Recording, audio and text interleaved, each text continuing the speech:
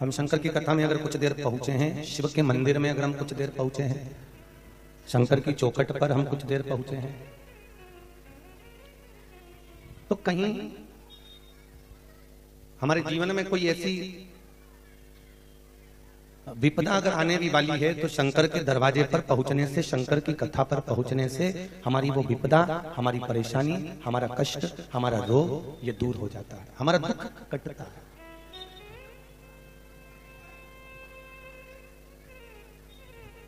क्योंकि शिव दयालु है, शंकर भोला है।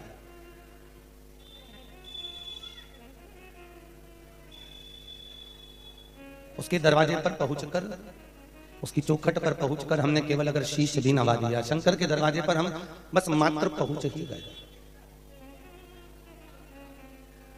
अभी शिवरात्रि गई, शिवरात्रि की कथा आपने अगर सुनी होगी तो शिवरात्रि की कथा कहती है कि एक भेलिया, भेलिया का मतलब होता है जो वन में जाकर शिकार करने वाला शिकारी, और वो जो वन में जाकर शिकार करने वाला जो शिकारी भेलिया है, वो एक बार कर्जे में लदालूम हो गया, बहुत कर्जा उसके ऊपर,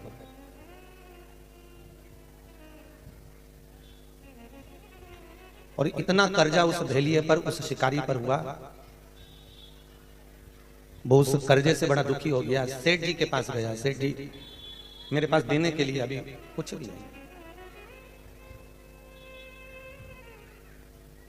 सेठ जी मेरे पास यदि धन होता तो मैं आपको देता जरूर, पर मेरे पास अभी देने के लिए नहीं है। सेठ जी बोले सुन ले, 8 दिन के अंदर अगर तूने मेरे को धन लाकर नहीं दिया, 8 दिन के अंदर अगर तूने रुपया नहीं दिया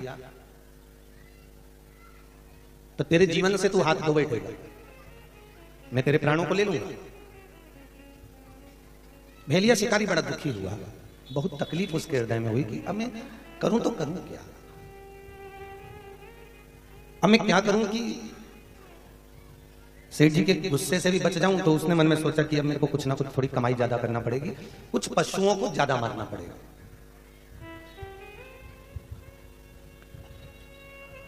आज अपने घर के बच्चों को बचाने के लिए वो भेलिया, वो शिकारी रात को हिरण के झुंड को मारने के लिए, हिरण को मारने के लिए, क्योंकि हिरण मारूंगा तो हिरण को मारकर उसका जो शरीर मिलेगा उसको बेचकर मैं पैसे कमाऊंगा और सेठ जी को दे दूंगा। अब शिवरात्रि की कथा कहती है कि वो भेलिया, वो शिकारी आधी रात को एक पेड़ के ऊपर चढ़कर बैठ गया, और पानी की छाजल, छाजल जानते हैं आप लोग, वो ऐसी झोले जैसी होती थी, उसमें ढक्कन लगा होता है, उसमें लोग पानी भरते थे। आजकल तो बोतल हो गई है, पहले झोले जैसी होती थी, बैग जैसी, इसमें लोग पानी, ट्रक वाले में रखते हैं, ट्रक की जो होते हैं उनके पास में टंगी रहती है पानी की, वो बोतल छाजल, उसको ले गया ऊपर। अब आधी रात को वो हिरण को झांक रहा है, देख रहा है, क्योंकि उसको हिरण को मारना है और लेकर जाना है, बेचना है, सेठ जी का कर्जा चुकाना है। आधी रात को वो हिरण को देख रहा है, आधी रात को। तब एक हिरण उसको दिखी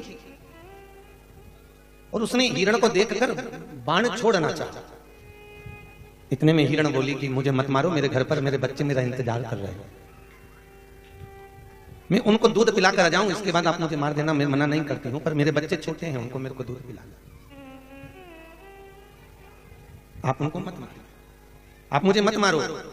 उस भेलिए ने कहा मैं तुम्हें क्या कहूं, मेरे खुद के बच्चे भूखे पड़े हैं और मुझे सेठ जी का कर्जा देना है, तो मारना तो पड़ेगा, मैं तुम्हें वचन देती हूं, बच्चों को दूध पिला दूं, उसके बाद आ जाऊंगी। हिरण कहकर चली गई, उसने छोड़ दिया। रात हुई, दूसरी हिरण दिखी, उसको मारने के लिए उसने तुरंत बाण चढ़ाया, छोड़ने ही वाला था कि वो हिरण बोली मुझे मत मारो, मेरी अभी अभी शादी हुई है, मेरा मंगल विवाह हुआ है, आप हमारा जोड़ा बिछोड़ देंगे तो आपको क्या सुख होगा, मैं अपने पति से एक बार मिल लूं, इसके बाद में आप मुझे मारो। उसने उस हिरण को बिछोड़ा। रात भर हिरण आते रहे, रात भर निवेदन करते रहे, ये छोड़ता रहा। रात भर जो पानी की बोतल लेकर चढ़ा हुआ था वो पेड़ पर झांकने के कारण पानी उससे नीचे गिरता रहा। जिस वृक्ष पर चढ़ा था वो वृक्ष बेलपत्री का था। काय का वृक्ष है? बेलपत्र का। जिस बेलपत्र को भगवान शंकर अधिक प्रिय करते हैं, शंकर को जो बेलपत्र अधिक प्रिय है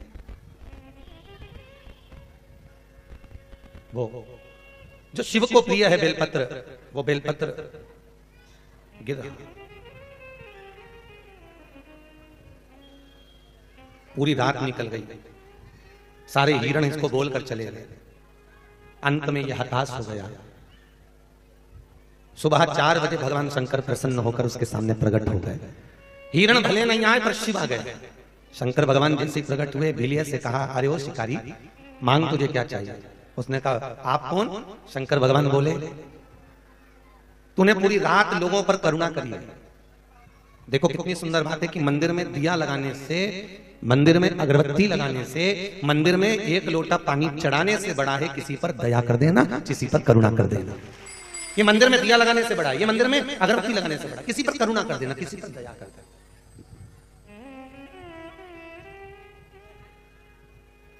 शिव कह रहे हैं, तूने पूरी रात हिरण पर करुणा करी, पूरी रात तेरे जल नीचे छोटा सा शिवलिंग था उस पर गिरता रहा। उसको नहीं मालूम कि नीचे शिवलिंग, उसको नहीं मालूम कि बेलपत्री का पेड़ है।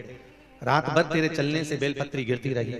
तूने शिवरात्रि के दिन 4 पहर की पूजन करी है। मांग तुझे क्या चाहिए?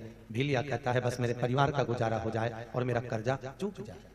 शंकर जी कहते हैं, तू चिंता मत कर, शिवरात्रि के दिन तूने बेलपत्र चढ़ाई है, शिवरात्रि के दिन तूने जल चढ़ाया है, शिवरात्रि के दिन तूने करुणा करी है, अब तेरा कर्जा नहीं है। शंकर कहते हैं, तू मेरा हो गया, अब वो कर्जा मेरा है, मुझे चुकाना है। अब वो मैं चुकाऊंगा, अब तू नहीं चुकाए। जो भगवान पर विश्वास कर लेता, जो एक बार भगवान का हो गया, मेरे शंकर का हो गया, मेरे शिव का हो गया, जो शंकर का अनुमोदन कर लेता, विश्वास कर लेता, और जो शिव पर विश्वास कर लिया तो शंकर फिर उसका हो गया, शिव उसका होगा। और हम विश्वास नहीं कर पाते।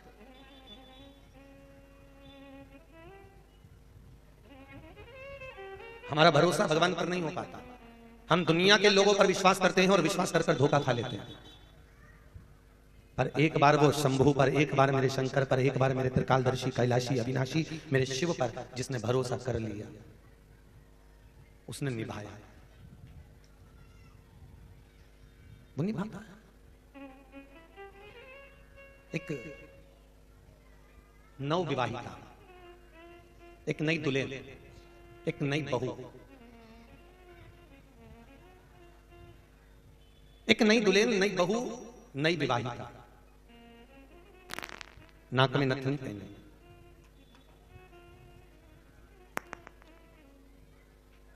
और नई बहू, नई विवाहिता एक नाक में नथनी पहने, और वो नथनी पहनकर सारी सहेलियों को, पूरे परिवार को, पूरे कुटुंब को दिखा रही है कि मेरे पति ने दी है, मेरे सैया ने दी है, मेरे स्वामी ने दी है, मेरे मालिक ने दी है।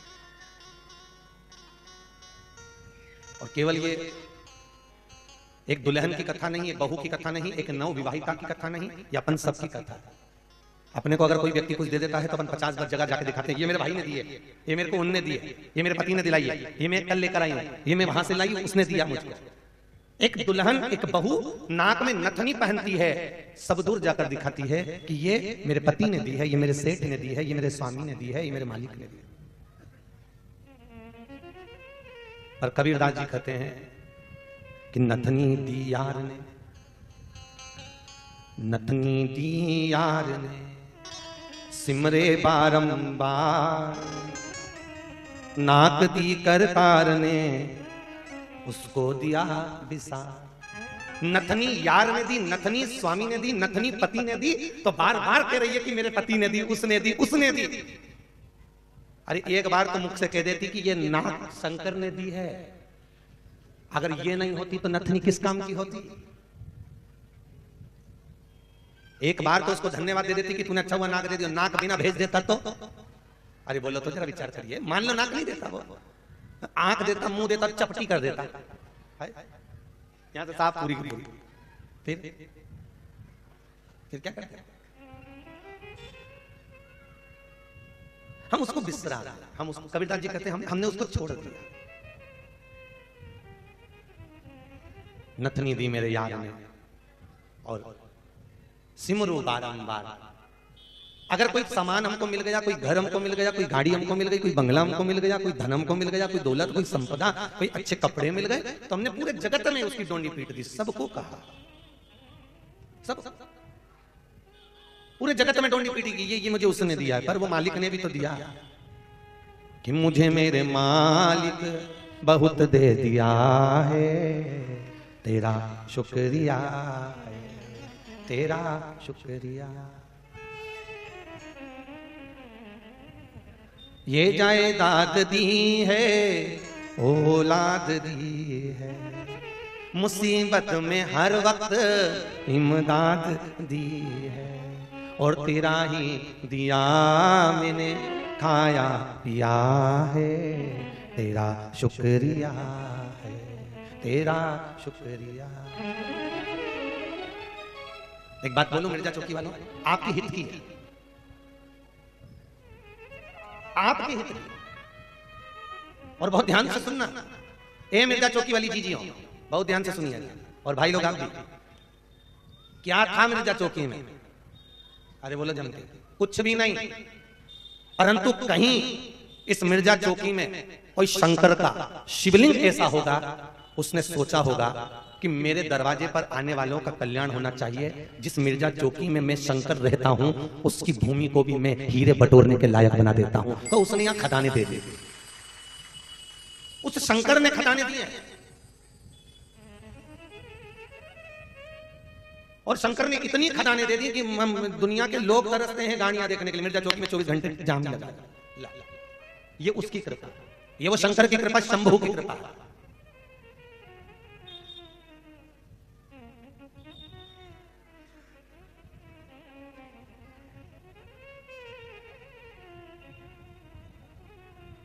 और जब वो कृपा करता है तो कहकर नहीं देता कि मैं तुमको कितना दे रहा हूं। दुनिया के लोग अगर आपको कुछ देंगे तो 50 बार कहकर देंगे। एक जेठ जेठानी अगर देवरानी को देंगे तो कहकर बताएंगे, देवरानी जेठानी को देगी तो कहकर बताएंगे। एक ननंद को अगर भाभी कुछ देगी तो कहकर बताएंगे, भाभी को अगर ननंद कुछ देगी तो कहकर बताएंगे। एक दूसरे को अगर हम कुछ देते हैं तो 50 बार कहकर बताता है। एक पति भी पत्नी को अगर कुछ देता है तो कहकर बताता है। एक पत्नी पति को कुछ दे रही है तो कहकर बता देती है। मैं तुम्हारे जन्मदिन पे लेके आई थी, याद है तुम्हें? पति बोला देख 50 बार कहकर बता। दुनिया के लोग अगर कुछ देते हैं तो कहकर बता देते हैं, और मेरा मालिक मेरा शंकर जब देता है तो कभी नहीं कहता कि मैंने कितना दिया है, कितना दिया मैंने तुझको, कितना प्रदान किया मैंने तुझको। हमें चिंता लगी है कि हम भोजन क्या करेंगे, हमें चिंता लगी है कि हम रोटी क्या खाएंगे। जरा विचार करना, समुद्र के अंदर एक मछली होती है जो 33 टन की होती है। कितने टन की? 33 टन की एक मछली होती है। उसको खाने के लिए हाथी जितना भोजन करता है, कम से कम 50 हाथी का भोजन मिला लो, इतना उसको एक समय पे चाहिए। एक समय पर इतना भोजन चाहिए उस 33 टन की मछली को, एक टाइम का भोजन। जरा विचार करो, उसको रोटी कौन देने जाता है, उसको भोजन कौन देने जाता है? मिर्जा चौकी वाले जाते हैं कहीं उसके लिए खाना देने के लिए? कोई नहीं जाता। 33 टन की उस मछली का पेट जब मेरा शंकर भर देता है तो तुम तो 2 रोटी खाते हो, तुम्हारा पेट भरने की जवाबदारी भी मेरे शंकर की ही है, वो भरेगा। बस उस पर विश्वास रखिए, उस पर भरोसा रखिए। विश्वास है तो मानो तो गंगा माहूं, ना मानो तो बहता। ये आपके ऊपर, आप क्या मानते हैं? अगर गंगा मानेंगे तो गंगा है, और केवल एक साधारण सा पानी मांगेंगे तो पानी है। वो देने वाला। बस अपने मन को परमात्मा तक ले जाना। सुल्तानगंज में गंगा जी के घाट पर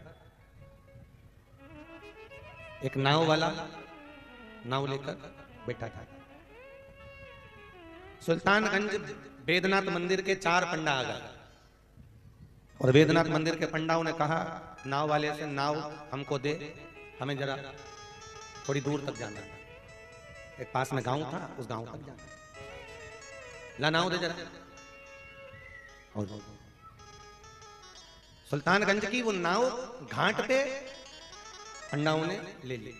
अब चारों पंडाओं ने खूब भांग को पीस के घोट के खूब भांग पी के नाव में बैठ गए और नाव चलाने वाले को उतार दिया।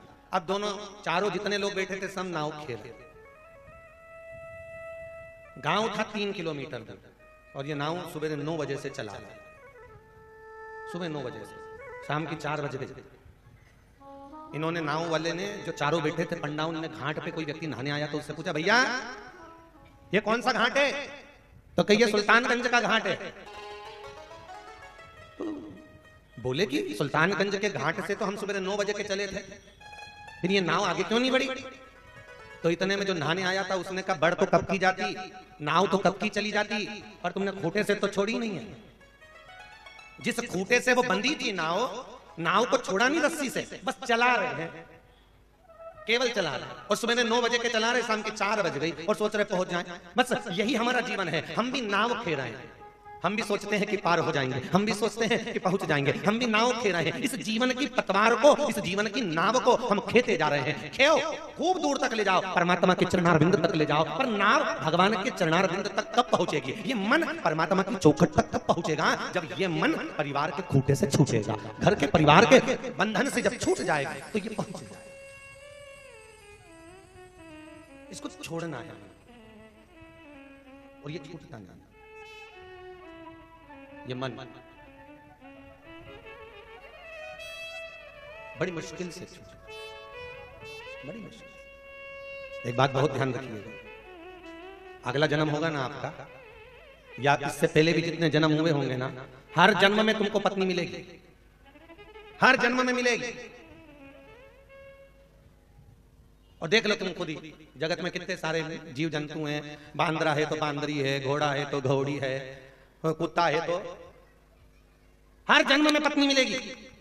और पत्नियों से भी निवेदन है, हर जन्म में पति मिलेगा, हर जन्म में बच्चे मिलेंगे, हर जन्म में तुम पेट भरकर भोजन भी करोगे। करते कि नहीं करते जीव जंतु सब?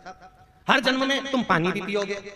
तुम्हारे जितने जन्म होंगे हर जन्म में तुम्हें सब कुछ मिलेगा, पर हर जन्म में शिव महापुराण सत्संग नहीं मिलेगा। ये केवल मनुष्य के जन्म में ही मिलता है। मेरे शंकर की चौखट पर, उसके द्वार पर वो कभी खाली नहीं छोड़ता। कई लोग जिंदा होकर भी आत्महत्या कर रहे हैं। तुलसीदास जी रामचरितमानस में लिखते हैं, जो मनुष्य का शरीर पाने के बाद, तुलसीदास जी रामचरितमानस में लिखते हैं कि मनुष्य का शरीर पाने के बाद जो भगवान का भजन नहीं करता, मनुष्य का शरीर पाने के बाद जो भगवान की कथा नहीं सुनता, मनुष्य का शरीर पाने के बाद जो कभी भगवान शंकर की कथा में, राम कथा, कृष्ण कथा में नहीं पहुंचता, मनुष्य का शरीर पाने के बाद जो भगवान का भजन नहीं कर पाता, वो काम, लोभ, विषय, वासना के जल में डूबकर रोज की आत्महत्या करता, प्रतिदिन की आत्महत्या। कहीं काम में डूब रहा, कहीं लोभ में डूब रहा, कहीं वासना में, कहीं आसक्ति में, कहीं कृष्णा में, वो डूब रहा, आसक्ति में पड़ रहा।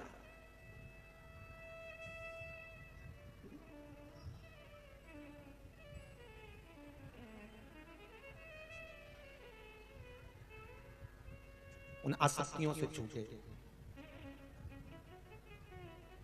उन आसक्तियों से दूर और शिव मिले, शंकर का अनुमोदन, भजन चित्त करे। 7 दिन के लिए आपको नौकरी मिली है शंकर के दरवाजे पर जाने की।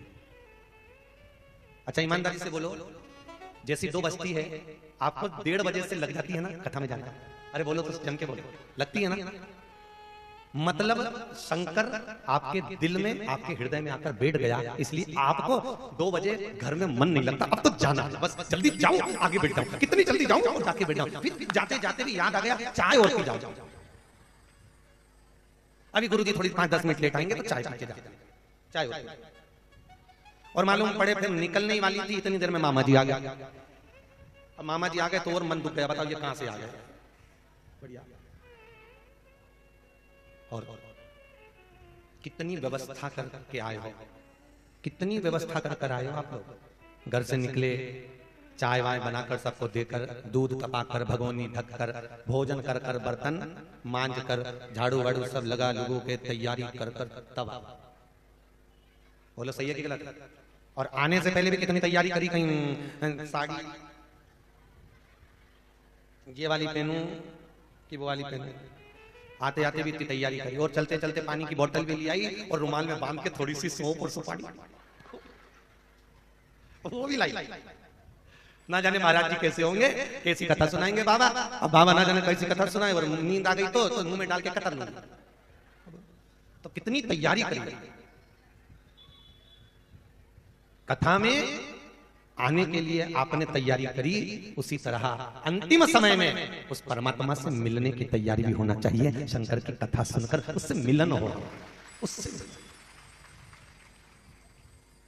मृत्यु एक सुख नहीं है,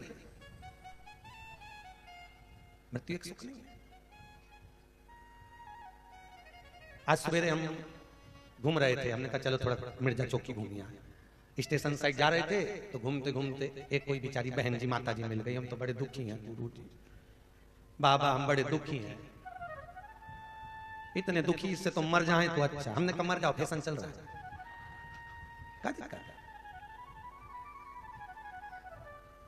हर चीज का हल मरना नहीं होता। मरो मरो सब कोई कहे और मर के देखे कोई, और मरो तो ऐसा मरो कि फिर संसार में जन्म ना हो। अगर मरना ही है तो भगवान का भजन कर कर मरना, जिससे दूसरी बार जन्म ना हो। मालूम पड़े अभी मर जाओगे, फिर जन्म लेना पड़ेगा, फिर भोगना पड़ेगा, फिर जन्म लो, फिर भोगो। तो नौकरी पूरी करके जाओ, ड्यूटी पूरी करके जाओ। अगर ड्यूटी पूरी करके जाओगे तो वापिस ड्यूटी पे नहीं आना पड़ेगा, और नहीं छुट्टी लेके चले गए तो काम करने तो आना पड़ेगा। कर्म भोगना है। शरीर जो भगवान ने दिया ये भोगने के लिए दिया है, इसलिए अपना पूरा समय निकालो और पूरा समय देओ संसार। मना नहीं है।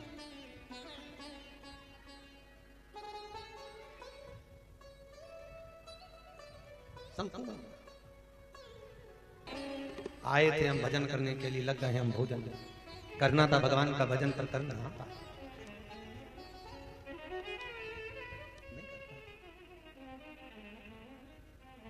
उस भोलेनाथ से कहा करो,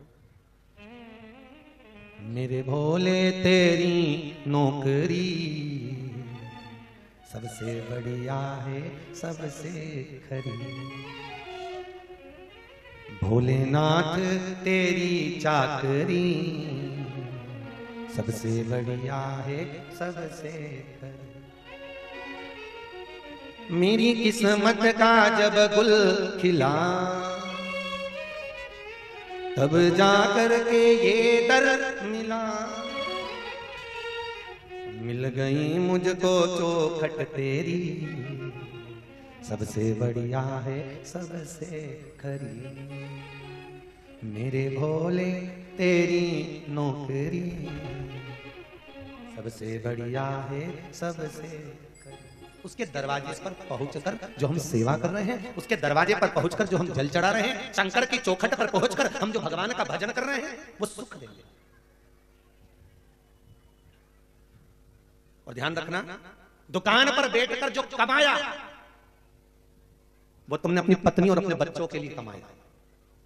दुकान पर बैठकर, ऑफिस में बैठकर जो तुम कमाते हो वो अपनी पत्नी और बच्चों के लिए कमाते हो।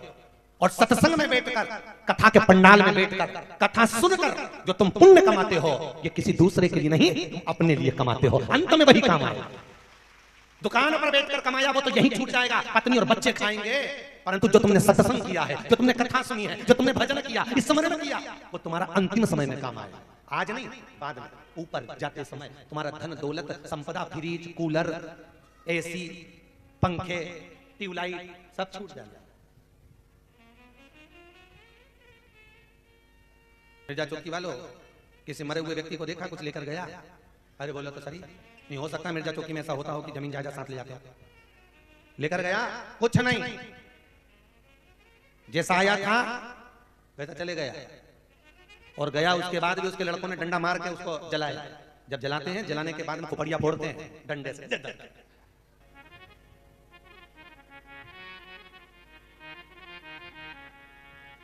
कहते तुमसे बाबा शरण रहेंगे, कहते तुमसे बाबा शरण रहेंगे।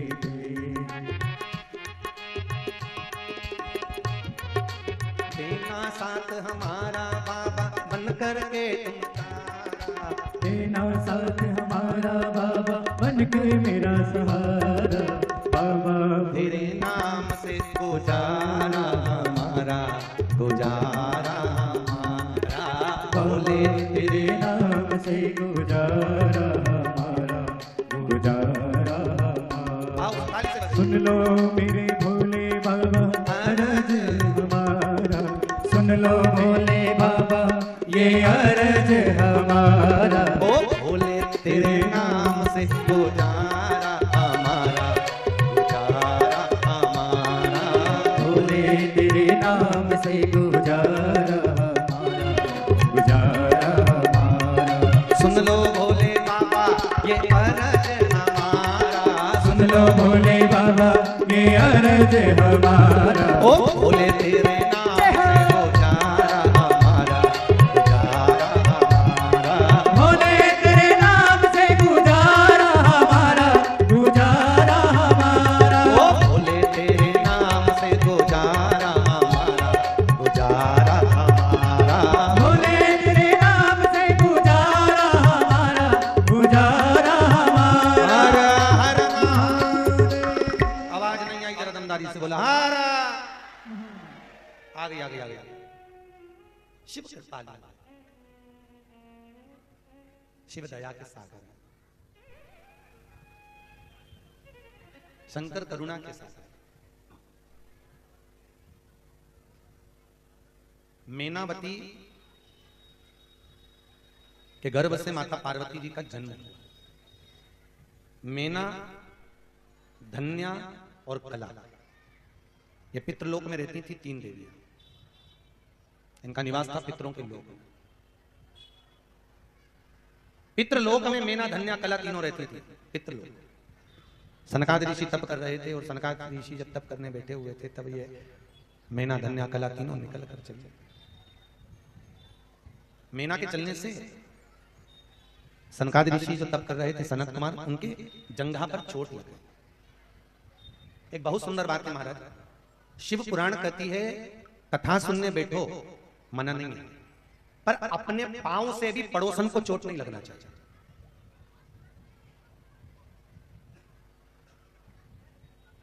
अपने पांव से भी किसी को चोट ना लगे। अपन जहां से निकल कर जाएं, अपना चरण किसी को ना लगे। वो कथा यहां आ गई।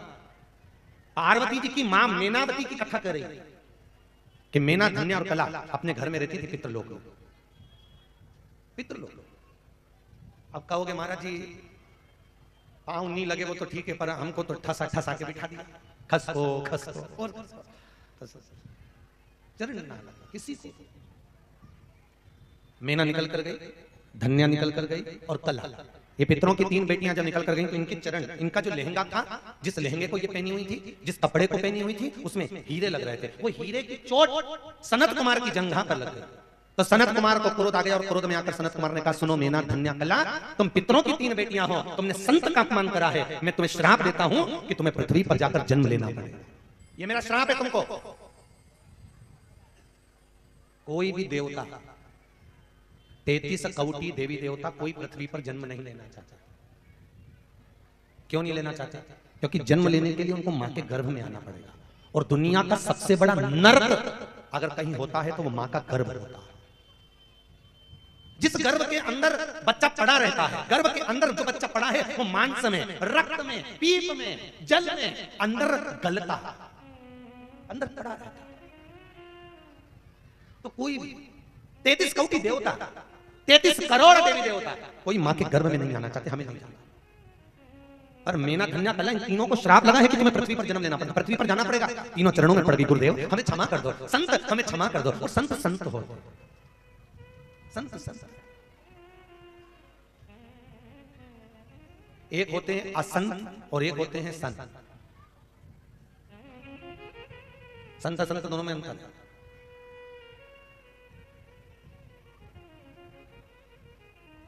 दो तरह के गुरु होते हैं, एक दिखावे के बन जाते हैं, और एक वो गुरु होते हैं जो विरक्त हो जाते हैं। कोई मतलब ही नहीं संसार से, कोई मतलब। एक वो होते हैं जो कहते हैं हम घर छोड़ देंगे, अब तुम संत बन जाएंगे, अब हमें किसी से मतलब नहीं, संसार व्यर्थ है, बेकार है, उसका कोई मोल तत्व नहीं। और एक वो होते हैं जो कहते नहीं है सब छोड़कर भगवान के हो जाए।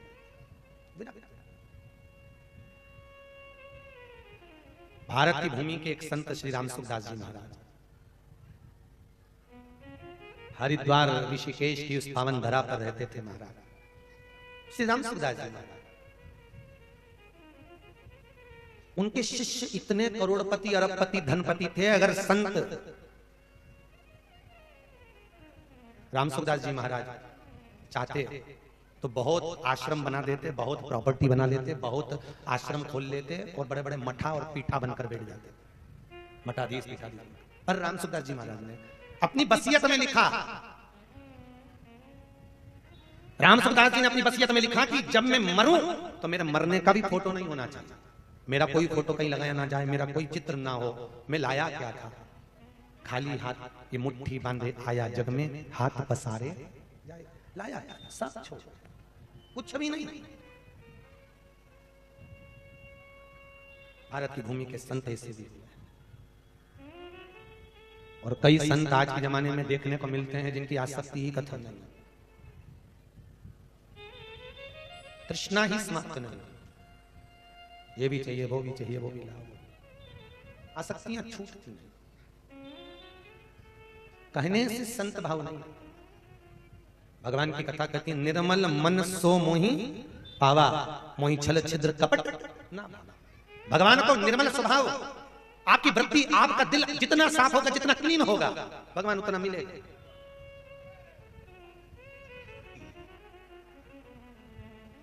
उतना महलों में ढूंढा तुझे, झोपड़े में पाया है, और शबरी की कुटिया में मेरे राम का ठिकाना है। कितना सुंदर भाव है। सबरी रोज झाड़ू लगाई, राम नहीं आए। सबरी ने रोज सेज बिछाई, राम नहीं आए। सबरी रोज बेर तोड़कर लाई, राम नहीं आए। सबरी रोज झाड़ी भरकर जल भरकर रखी, राम नहीं आए। सबरी ने रंगोली डाली, राम नहीं आए। सबरी जब बीमार पड़ गई, 4 दिन से सबरी पलंग पर से नहीं उठी, 4 दिन से सबरी उठ नहीं पाई, ना झाड़ू लगाई, ना पोछा लगाया, ना बुआरी लगाई, ना बेर तोड़कर लाई, ना जल भरा। तब राम शबरी के दरवाजे पर आए। शास्त्र कहता है तुम घर की रोज सफाई करके रखो, तुम घर में रोज चटाई बिछा के रखो, तुम तुम्हारे घर को रोज पोछा झाड़ू करके रखो, कोई तुम्हारे यहाँ नहीं आएगा। जिस दिन तुम्हारे घर में फैला होगा, उस दिन कोई ना कोई जरूर आएगा। सबरी रोज तोड़ कर लाती थी, राम नहीं आए। सबरी ने रोज सेज बिछाई, राम नहीं आए। पर जब सबरी बीमार पड़ गई, तब राम आए, तब पहुंचे। भगवान भी देखता है कि मेरे लिए समय है कि नहीं। भगवान भी बहुत सोचता है। निर्मल मन सो मोहि पावा, मोहि छल छिद्र कपट नावा। दुर्योधन के मेवा त्यागे, साग भी दुर घर खाई, सबसे ऊंची प्रेम सदा। भगवान कृष्ण विदुरानी के घर, विदुर जी के घर पहुंचे और दुर्योधन ने 56 भोग बनाकर रखे थे, 56 भोग, और इंतजार कर रहा है भगवान आएंगे, भगवान आएंगे। भगवान नहीं गए और कृष्ण पहुंच गए विदुर जी के यहाँ। वो गरीब बड़ा विदुर, वो विदुर काका जिनके घर में सही से पलंग भी नहीं था, चारपाई खटिया। आजकल तो लकड़ी के ऐसे पलंग हो गए, पहले लकड़ी के ऐसे चार डंडे होते थे, बीच में उसमें रस्सी होती थी, नीमा पट्टा, क्या बोलते हैं यहाँ पे, चारपाई पलंग, वो खटिया, वो खटिया होती थी। तो विदुर जी की यहाँ पर वही खटिया थी। तो विदुर जी की पत्नी विदुरानी ने बोला विदुर जी से, सुनो आप कहते हो भगवान आएंगे, तो ये जो खटिया है इसकी रस्सी को चूहे ने कतर दिया है, ऊंदरा ने, चूहे ने इसकी रस्सी कतर दी, 14 जगह से रस्सी टूट गई है, नई खटिया बनवा दे। विदुर जी ने कहा रेशम की रस्सी की नई खटिया विदुर जी ने बनवा दी। विदुरानी ने रख दी। भगवान आ गए, दरवाजा बजाया, विदुर जी नहीं थे, विदुरायन थी। दरवाजा खोला विदुरायन ने, भगवान को देखकर आज विदुरायन की आंख में आंसू भर गए। जिसको स्वप्न में देखती थी, जिसको विचार करती थी कब मिलेंगे कब मिलेंगे, और विदुरायन के सामने आज भगवान खड़े थे। भगवान विदुरायन के सामने, क्या करूं मैं, आज मेरा भगवान आ गया। और विदुरायन ने कहा आओ द्वारकानाथ, आओ ठाकुर आइए, मैंने तुम्हारे लिए नया पलंग बनवाया, नई खटिया बनवाई। अब भगवान का चलो बिछाओ बैठना। अब विदुरानी ने जो नई खटिया बनवाई थी वो तो खड़ी की खड़ी रख दी, जो चूहे ने काटी थी रस्सी को, चूहे ने जिसको बेकार कर दिया था, वो खटिया बिछा दी। भगवान से बोली बैठ जाओ। भगवान बोले इस पे, विदुरानी बोली नई है। भगवान बोले नई ऐसी है तो पुरानी कैसी होगी, अगर नई ऐसी है तो पुरानी कैसी होगी। अरे बैठो, भगवान वो लकड़ी होती ना, उस लकड़ी पर बैठ गए, अंदर नहीं गए, क्योंकि बैठेंगे तो चूहे की रस्सी पूरी कतर जाए।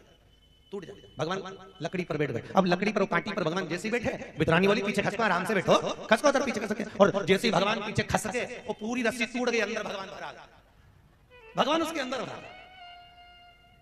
अब विद्रानी पूछ रही है कैसा लग रहा है? भगवान बोले ऐसा लग रहा है जैसे 100 किलो कपास पे बैठा, और रुई होती ना कपास, उस पे बैठे। विद्रानी बोली मैं तुम्हारे लिए कुछ खाने का लाती हूँ। भगवान बोले हाँ भूख बहुत लग रही है, पर भगवान को लगा बिठाया ऐसा है तो खिलाएगी ना जाने क्या। भगवान बोले रहने मेरा तो पेट भरा। विद्रानी बोली का पेट भरा, मैं अभी लेकर आती हूँ। अंदर गई, केले लिए आई, और केले उठा के लाई 3 दर्जन, 36 केले लाई, और केले लेके बैठ गए। भगवान के मन में आया चलो इतनी तो अकल है कि केला लाइए।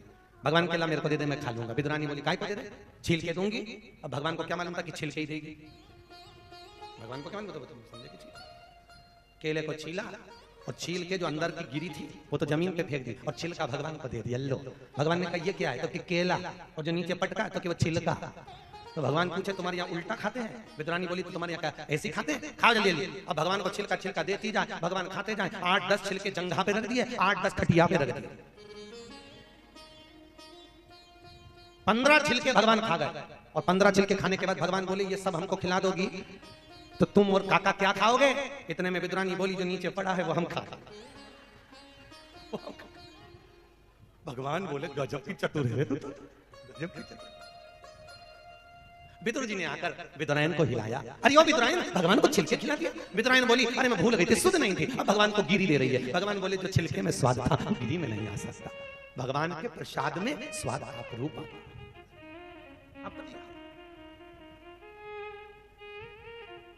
निर्मल मन सो मोहि। भगवान भाव से नीचे, भगवान भाव से। भगवान को धन नहीं, भगवान को संपदा नहीं, भगवान को केवल मन चाहिए, केवल। हम भगवान को सब कुछ देते हैं पर हृदय नहीं दे पाते, दिल नहीं दे पाते, मन नहीं देते।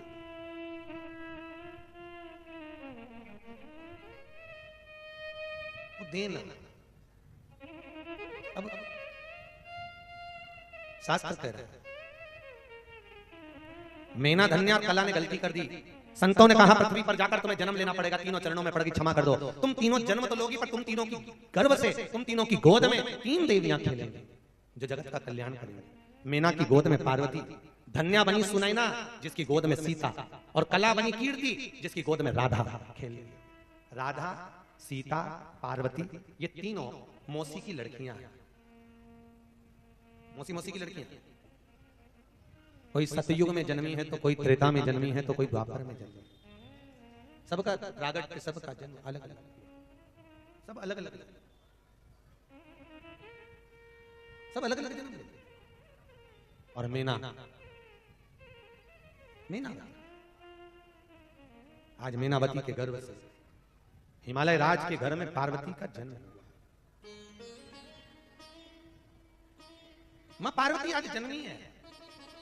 कल कथा में कहा था बेटे के जन्म पर लोग खुशी मनाते हैं और बेटी के जन्म पर लोग रोते हैं। शिव महापुराण की कथा कहती है कि बेटी अगर घर में जन्म ले तो प्रसन्न होना, बड़ी प्रसन्न होना। क्यों? बेटी माता पिता को दुखी नहीं देख सकती, खड़ी हो जाती है। मैं हूं मां, पिताजी मैं हूं, मैं हूं।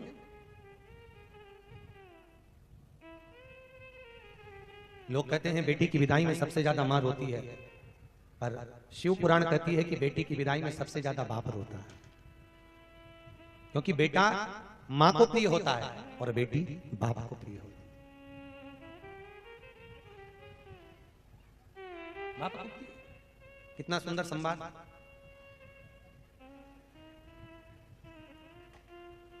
बेटी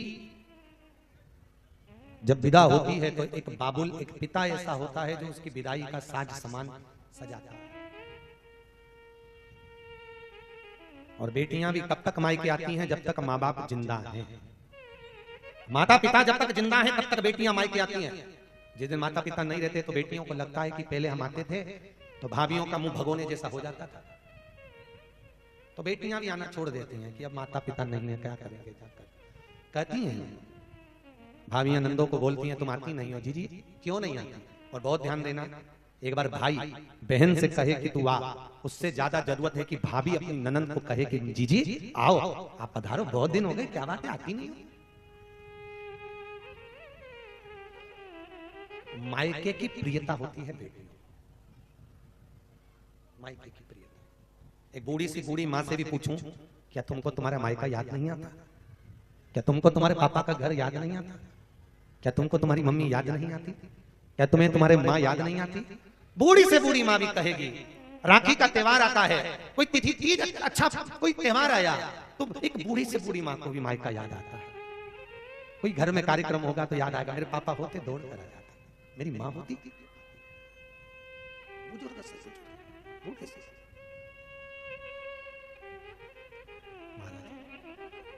बाबुल तेरे अंगना की मैं हूं ऐसी चिड़िया रे, रात भर बसेरा है और सुबह उड़ जाना है। लगता है बेटी जब तक कुंवारी रहती है तब तक लगता है कि क्या होगा इसका। बेटी कुंवारी है जब तक लगता है कि करेंगे क्या, बेटी कुंवारी है जब तक लगता है कि शादी कैसे होगी, बेटी कुंवारी है जब तक लगता है इसको क्या करूं मैं, पढ़ाऊं लिखाऊं क्या, जब तक कुंवारी है तब तक लगेगा। जिस दिन विवाह कर बेटी चली गई उस दिन बाबुल का घर सुना है, सारी संपदा लुट गई बाबुल की, क्योंकि बाबुल की दौलत, पिता की दौलत, एक बाप की दौलत उसकी बेटी होती है। बाप की दौलत नहीं, संपदा बेटी। और वो बेटी आज माता पार्वती का जन्म हुआ है मैनावती के घर में, और माता पार्वती का जन्म हुआ मैनावती के यहाँ बड़ा आनंद सा छाया हुआ है। मैनावती का घर आज आनंदित हो रहा है, मैनावती के घर में आज सुख आया, बहुत आनंद। देव ऋषि नारद ने आकर कह दिया, अगर ये तुम्हारी बेटी पार्वती अगर शंकर का भजन करेगी तो उसको शिवपति के रूप में मिलेंगे, शिवपति के रूप में। और बहुत ध्यान देना महाराज, जन्म मरण मृत्यु और परण विवाह ये शंकर के हाथ में है। जन्म मरण और परण ये मेरे शिव के हाथ में है कि कहां तुम्हारा संबंध होगा, कहां तुम्हारी शादी होगी, कब तुम्हारी मृत्यु होगी और कब तुम्हारा जन्म होगा, ये तीन शिव के हाथ। कितना भी अच्छा लड़का देख लो, चाहे कितनी भी अच्छी लड़की देख लो, तुम्हारी किस्मत में जो लिखा होगा वो तो तुमको भोगना, अरे बोलो जम के, पड़ेगा। जो तुम्हारी किस्मत में लिखा है उसको भोगना पड़ेगा, चाहे कितने भी अच्छा लड़का देखो, चाहे कितनी भी अच्छी लड़की, जो भाग्य में लिखा है उसको भोगना, जो किस्मत में लिखा है उसको भोगना। और तुम भी अच्छे से देख लो, जो अभी मिला है यही 7 जन्म तक मिलेगा, बस रूप बदल के मिलेगा। पर माता पिता बार बार नहीं मिलते, एक बार मिलते हैं, इनकी खूब सेवा कर लो, साथ जिंदगी बनेगी। जिस घर में माँ बाप की इज्जत नहीं होती, बेटा कितना भी विद्वान हो जाए पर इस लाइन को मत भूलना, कितने भी कमाने लगो पर इन शब्द को मत भूलना। जिस घर में माँ बाप की इज्जत नहीं होती उस घर में देखना कभी बरकत नहीं होती। जहां माता पिता का सम्मान ना हो, आदर ना हो, उस घर में लक्ष्मी नहीं दिखती। बहुएं सोचे कि हमारे पांव की लक्ष्मी है, बेटा सोचे मैं कमा रहा हूं मेरी लक्ष्मी है। पर मेरा सबसे निवेदन है, ये किसी के हाथ की और पांव की लक्ष्मी नहीं, ये तुम्हारे माता पिता के पुण्य की लक्ष्मी है जो तुम्हारे घर में टिकी है, तुम्हारे माता पिता के पुण्य। अच्छा, कई कई माताएं हमसे कहती हैं हमारी सास हमारे साथ दोगलापन करती है, हमारी सास तो हमेशा हमें को गाली देती है, और तुम कहते हो कि सास को पूछो, सास को पूछो। तो हमने कहा देन देना, तू क्यों बोलती है, वो कितनी भी गाली दे तू आरती गा, तेरा तुझको क्या लागे, तुम आरती गा, वो जितनी जितनी गाली दे तुम आरती गा। अम्बे तू है जगदम्बे काली, जय हो मिर्जा चौकी वाली, हम सब उतारे थारी, तेरे घर के बहू बेटे पे भीड़ पड़ गई भारी। तुम आरती गा, बुरा क्यों बोलो, बुरा कभी नहीं बोलना, हमेशा बोलो तो अच्छा बोलो, बुरा बोलने से कोई मतलब नहीं है। एक राजा ने एक महल बनवाया, बड़ा सुंदर महल, बहुत सुंदर महल बनवाया, और महल बनवाकर राजा ने अपने नगर के सेठ जी को बुलवाया, सेठ जी आओ इधर, महल देखो कैसा बना। सेठ जी ने कहा बहुत शानदार महल बनाया, बहुत बढ़िया, पर महाराज महल तो अच्छा बना पर इसका दरवाजा छोटा रख दिया। तो राजा बोला दरवाजा छोटा रख दिया तो दरवाजे से आना जाना है केवल, तो होन तो छोटा है। तो इतने में सेठ जी बोले नहीं महाराज तुमने दरवाजा छोटा रख दिया, जब तुम मरोगे तो तुम्हारी अर्थी कैसे निकलेगी। और राजा ने कहा बताओ, हमारे मकान का मुहूर्त, हमारे महल का मुहूर्त, पूजन हो रही और ये मेरी अर्थी निकाल रहा है। राजा ने दूतों को बुलाया, बंद करो उसको जेल में ले जाके, डालो जेल के अंदर। उसको जेल में पटक दिया। थोड़ी देर बाद उसकी पत्नी आ गई राजा के यहाँ। राजा से कहा, महाराज मेरा सेठ आया था, मेरा मालिक आया था, मेरा स्वामी आया। राजा ने कहा, तेरे पति को बोलने के लक्षण नहीं, क्या इतना जोरदार महल बनाया, इसका दरवाजा छोटा रख दिया, जब राजा तू मरेगा तो तेरी अर्थी कैसे निकलेगी? इतने में पत्नी बोली, महाराज मेरे पति को तो बोलने के लक्षण नहीं है, उसको क्या करना, अर्थी कैसे निकलेगी? राजा को काट काट के निकाल देंगे। राजा को तो और चक्कर आ गए। पति तो पति, पत्नी तो हो रही अम्मा। राजा ने दूतों से कहा, इसको बंद करो, जेल में डालो इसको। उसको भी जेल में डाल दिया। थोड़ी देर बाद उनका बेटा आ गया, उनका बाबू आया, बेटा आया, और बेटे ने आकर कहा, महाराज मेरे माता पिता आए थे, राजा ने कहा तेरे पिताजी को बोलने के लक्षण नहीं है, क्या इतना जोरदार महल बनवाया, दरवाजा छोटा रख दिया, अर्थी कैसे निकलेगी? और तेरी माँ क्या बोले, काट काट के निकाल देंगे। इतने में बाबू बोला, लड़का बोला, महाराज मेरे माँ बाप को बोलना नहीं आता, उनको क्या करना, अर्थी कैसे निकलेगी? राजा को अंदर ही चला देंगे। राजा को चक्कर खा के नीचे। राजा ने कहा, सबको छोड़ दो, इनके खानदान में किसी को मीठा बोलना आता ही नहीं। वाणी ऐसी बोलिए जो मन का आपा खोए, पर आज के जमाने में वाणी ऐसी बोलिए जो जम के झगड़ा होए, और उससे मत बोलिए जो तुमसे तगड़ा।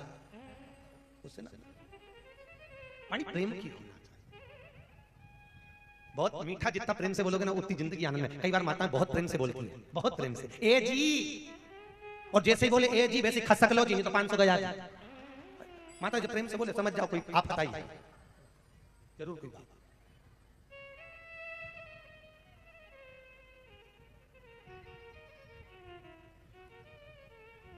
अब देवऋषि नारद ने कहा, अगर ये शंकर को पति बना तो पार्वती जी ने सुना। उससे पहले हिमालय राज की बड़ी बेटी थी गंगा। क्या नाम था?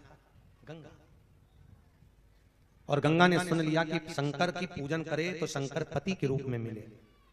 तो पार्वती जी जितनी शंकर की पूजन कर रही थी उससे दुगनी गंगा शंकर की पूजन कर रही थी, शंकर को पति बनाने के लिए, अपना बनाने। शिव को गंगा अपना बनाना चाहता, शंकर को गंगा अपना पति बनाना चाहती है। और गंगा मैया जितनी पार्वती पूजन कर रही उससे दुगनी पूजन गंगा कर रही है, शंकर को पति बनाना, दुगनी।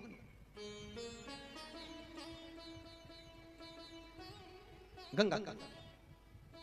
और गंगा जब शंकर की आराधना कर रही है, पार्वती मैया शिव का पूजन कर रही है, खूब निवेदन भगवान शिव से कर रही है।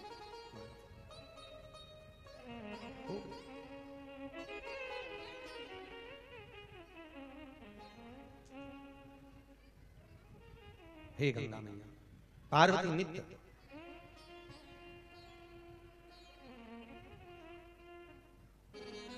पार्वती शिव जी का, भगवान शंकर का बालू का शिवलिंग बनाती, उसकी पूजन करती, अर्चना करती, भगवान शिव की आराधना करती।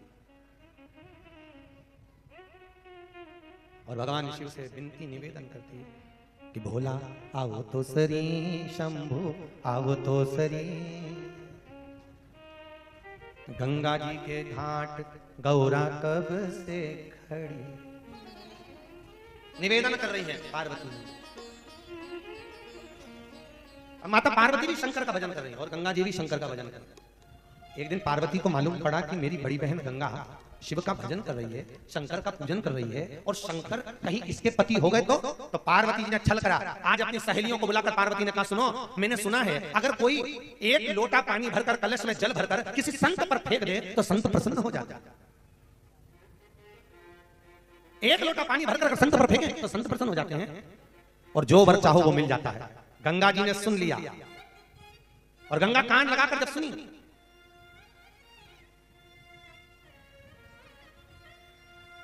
और गंगा जी ने जैसे सुना कि संत पर एक लोटा पानी डालो तो संत प्रसन्न हो जाते, तो गंगा ने सुना, और सुनते ही गंगा ने सोचा मैं किस संत पर पानी डालूं जिससे मुझे शंकर पति के रूप में मिल जाए। सामने से दुर्वासा जी निकल कर जा रहे हैं, और दुर्वासा जी निकल कर जा रहे थे, तो गंगा जी ने एक लोटा पानी भरकर दुर्वासा पर फेंक दिया।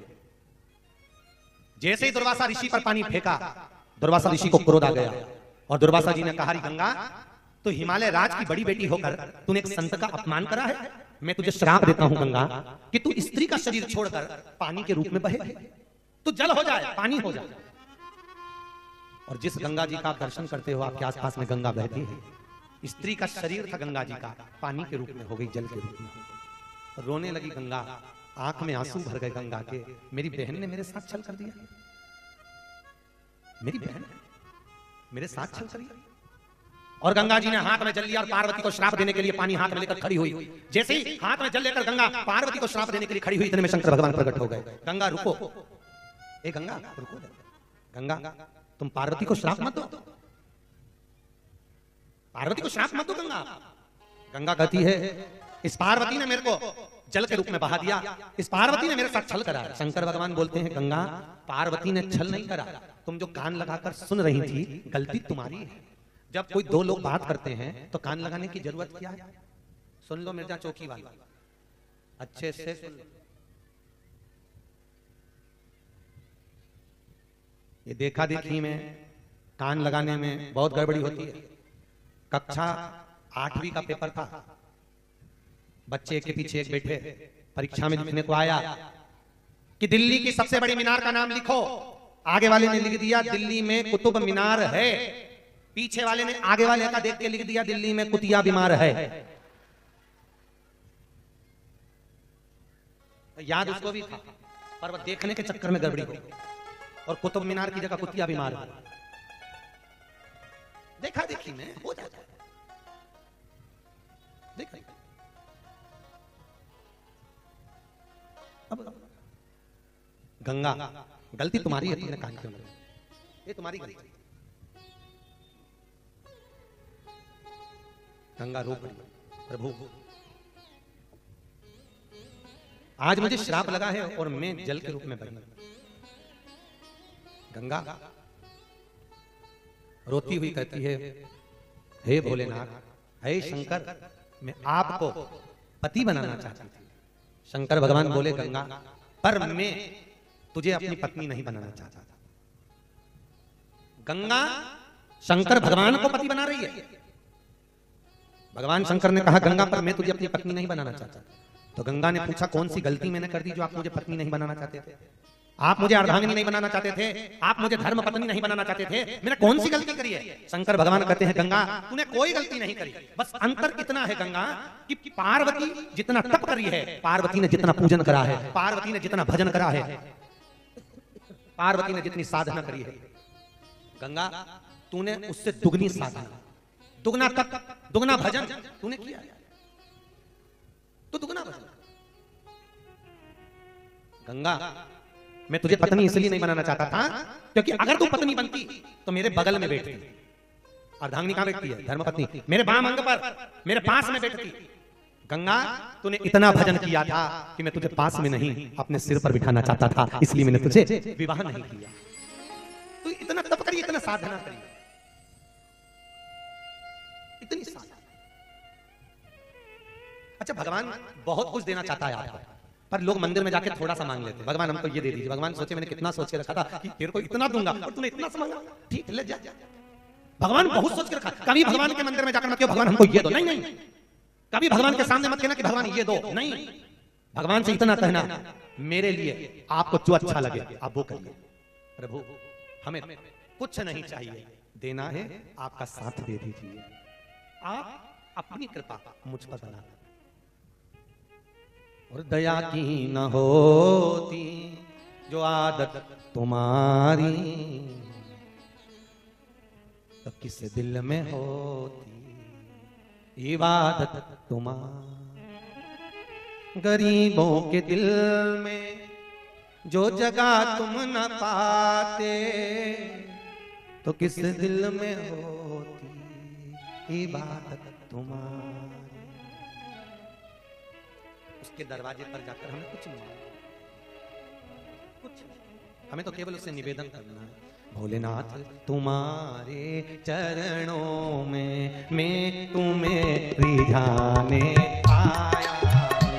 भोलेनाथ तुम्हारे चरणों में मैं तुम्हें रिझाने आया हूं। शंभो नाथ तुम्हारे मंदिर में मैं तुम्हें मनाने आया हूं। शंभो नाथ तुम्हारे मंदिर में मैं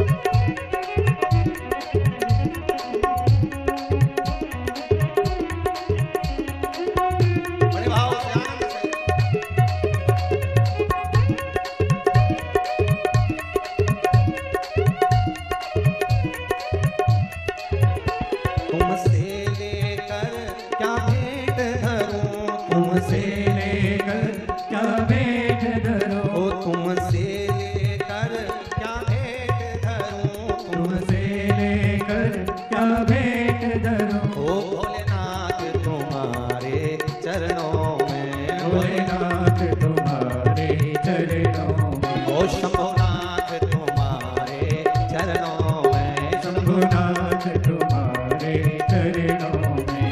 नेत्रों के दोनों प्यालों में, नेत्रों के दोनों प्यालों में, कुछ भीख मांगने आया हूँ, कुछ भीख मांगने आया हूँ। भोलेनाथ तुम्हारे मंदिर में, भोलेनाथ भोलेनाथ तुम्हारे मंदिर में, भोले तुम्हें रिझाने आया हूँ, भोले तुम्हें रिझाने आया हूँ।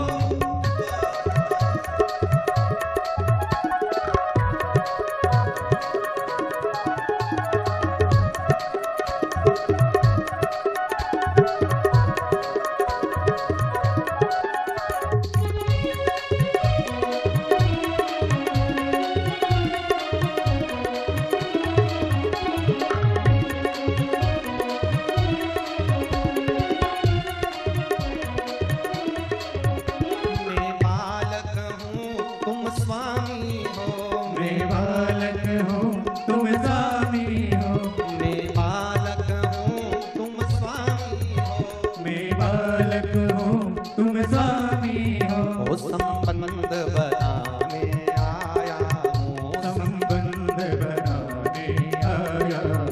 ओ भोलेनाथ तुम्हारे मंदिर में, भोलेनाथ नाथ तुम्हारे मंदिर में, मैं तुम्हें रिझाने आया हूँ, मैं तुम्हें रिझाने आया हूँ। भोले तुम्हें मनाने आया हूँ, भोले तुम्हें मनाने आया हूँ। शंभो तुम्हें मनाने आया हूँ, शंभु तुम्हें मनाने आया हूँ। भोले तुम्हें रिझाने आया हूँ।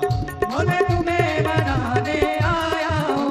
बम बोला बम बोला बम बोला बम बोला बम बोला बम बोला बम बोला बम बोला बम बोला बम बोला बम बोला बम बोला बम बोला बम बोला बम बोला बम बोला बम बोला बम बोला बम बोला भोला बम भोला बम भोला बम भोला बम भोला बम भोला बम भोला बम। हर आवाज आई तुम्हें आई क्या? अरे बोलो तो आई, बोलो जरा दमदारी से हर हर भगवान शिव। ओ घड़ी महादेव जो अपन बोलते हैं ना, हर हर महादेव। शंकर जी सोचते कुछ मांग रहा है, देव गाड़ी देव बंगला देव जमीन का महादेव देव। शंकर जी समझते कुछ लेना चाहते, क्या ले हम भगवान शिव से, भगवान शंकर से बस इतना कहो कि भोले आप मेरे हो जाओ और मैं आपका हो। भगवान शंकर के 6 लड़के और 5 लड़की गंगा के जल से हुए। अभी आगे हम कथा सुनेंगे। शंकर भगवान के 13 बच्चे हैं, 13 बच्चों में से 6 लड़के और 5 लड़की गंगा के जल से प्रकट हुई है। भगवान अभी कथा आएगी आगे, अपन उसे सुनेंगे। भगवान शंकर की बेटियां का चरित्र आएगा, बेटों का। 6 लड़के और 5 लड़की गंगा के जल से प्रकट। अब गंगा के जल से जब तू चिंता मत कर, मेरी जो संतान होगी तेरे जल से प्रकट, तेरे जल से। गंगा फिर भी रो रही है। शंकर बोले अब क्यों रो रही है? अब तुझे हुआ क्या? अब क्यों तेरी आंखों में आंसू? अब क्यों रो रही है? रुदन क्यों है? किस लिए रो रही है? गंगा कहती है आपसे कुछ मांगना चाहता हूं। ये गंगा के शब्द सुनना, इससे बढ़कर शब्द गंगा के शायद आपने सुने कि नहीं सुने वो मालूम नहीं, पर गंगा के ये शब्द सुनिए, शायद जिंदगी बना दे। गंगा कह रही है मैं आपसे कुछ मांगना चाहता हूं। मांगो गंगा। शंकर करें गंगा मांग, तुझे क्या चाहिए मांग, क्या दूं मैं तुझको बोल। गंगा कहती है शिव आपसे केवल इतना सा मांगना है यदि किसी व्यक्ति के प्राण छूटे, कोई मरे और मरने के बाद उसकी अस्थियां, उसकी हड्डियां मेरे जल में लाकर डाली जाए, जितने समय तक मरे हुए व्यक्ति की अस्थियां हड्डियां मेरे जल में रहेगी, उतने समय तक वो जीवात्मा वैकुंठ में रहेगी। वचन दीजिए मुझे। जगत के कल्याण के लिए, जग के उद्धार के लिए, जगत कल्याण के लिए गंगा जी ने शंकर से वचन दे दिया। मुझे ऐसा लगता है कि इस मिर्जापुर क्षेत्र में भी अगर कोई मान लो किसी के प्राण छूटते होंगे तो हड्डियां कोई गंगा में ले जाके ही डालता होगा, अस्थियां गंगा के जल में। क्यों? क्योंकि गंगा कह रही है भोलेनाथ मुझे वचन दीजिए, शंकर मुझे वर दीजिए कि जब तक किसी मरे हुए व्यक्ति की अस्थियां अगर मेरे जल में पड़ी रहेगी, तब तक, जब तक गंगा के जल में ये अस्थियां हैं, तब तक वो जीवात्मा वैकुंठ का निवास करेगा। तब तक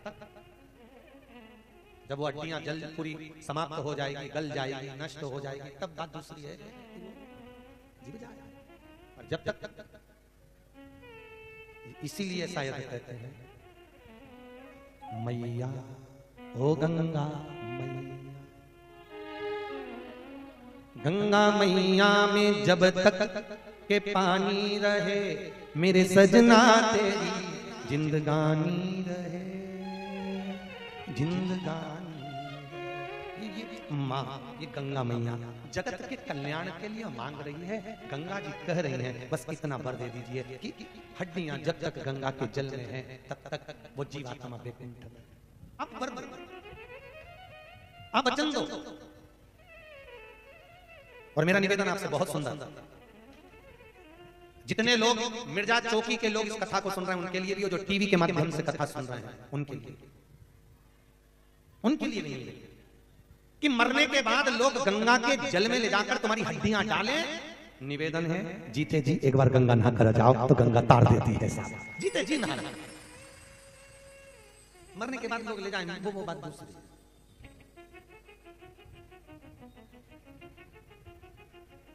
मरने के बाद तो लोग पंडित जी को भी गुलाब जामुन खिलाते। बोलो, अरे बोलो तो सही, इधर खिला क्या? कोई मर जाता है उसके बाद में कौन सा 12वां 13वां जब होता है ना 10वां, उसमें पंडित जी एक गुलाब जामुन ले लो, पंडित जी हलवा ले लो, पंडित जी पूड़ी ले लो। हमारी सास को अच्छी लगती थी, ऊपर से सास सोच रही मुझे भूखा मार दिया और पंडित को ठुसा रहा।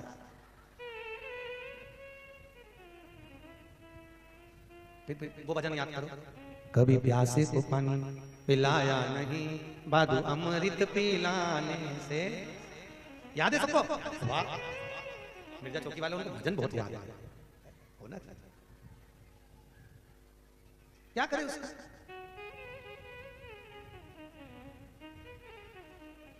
मरने वाला मरकर चले गया, निवेदन कर करके चला गया। कितनी आशाएं लगी रहती है, कितनी आशा, कितनी आशा।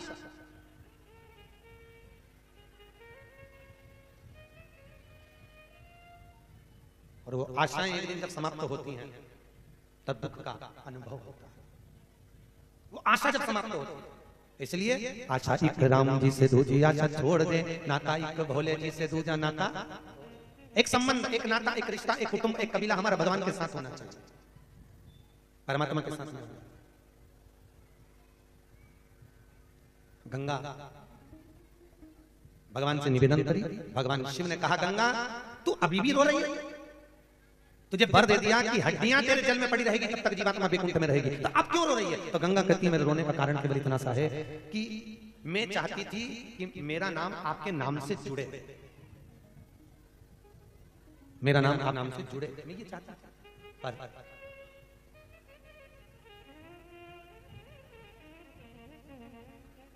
होता है ना, हम लोग सहज भाषा में कह देते हैं डॉक्टर है तो उसकी पत्नी को क्या बोलते हैं? डॉक्टर।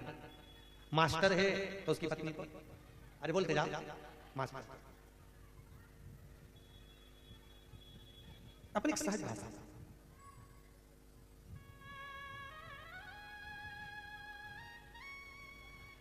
कंडक्टर की पत्नी कंडक्टर ने। अच्छा, कभी कभी मेरे को एक बात याद आती है, वो डाकिया होता है।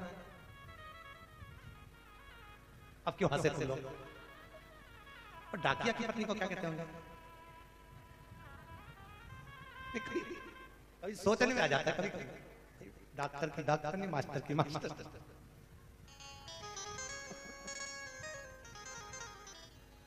होता है एक पत्नी थी जिसके पति का नाम था ठनठन था। क्या नाम था? जम के बोले ठनठन था। और उसको लोग श्रीमती ठनठन पाल कहते थे पत्नी को। तो पत्नी बड़ी दुखी थी, पत्नी हमेशा बेचारी दुखी रहती, बताऊंगी मेरे को ठनठन ताल कहते थे। पत्नी ने अपने पति से कहा तुम्हारा नाम चेंज करो, नाम बदलो तुम्हारा। पति बोला मेरा नाम क्या बदलूं मैं, तू बता दे। नहीं तुम नाम। पति ने पत्नी से कहा एक काम करो, तुझे जो अच्छा नाम लगे वो रख। अब पत्नी ने अपने पूरे परिवार वालों को कहा मैं इनका नाम बदलूंगी, मैं इनका नाम चेंज करूंगी, मेरे को नाम अच्छा नहीं लग रहा ठनठन नाम होता ठनठन। बड़ी दुखी, मैं इनका नाम बदलूंगी। ठीक है। तो पति ने कहा जब तुझे बदलना बदल देना। वो नाम बदलने के चक्कर में चले सो। तो अब पत्नी ने सोचा आज संडे है, रविवार का दिन है, रविवार का दिन है, चलो मैं चल कर जरा देख कोई अच्छा नाम ढूंढ कर लाता हूँ। और पत्नी चली। और पत्नी सीधे बाजार घूमने के लिए गई। तो वहां पर एक गोबर उठा रही थी, एक बूढ़ी अम्मा गोबर ढूंढ रही थी, गोबर उठा रही। तो उससे पूछा तुम्हारा नाम क्या है? तो कि लक्ष्मी।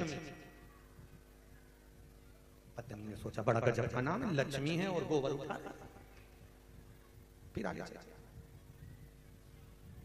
एक व्यक्ति सब्जी मंडी में, हाट बाजार में भीख मंग रहा था।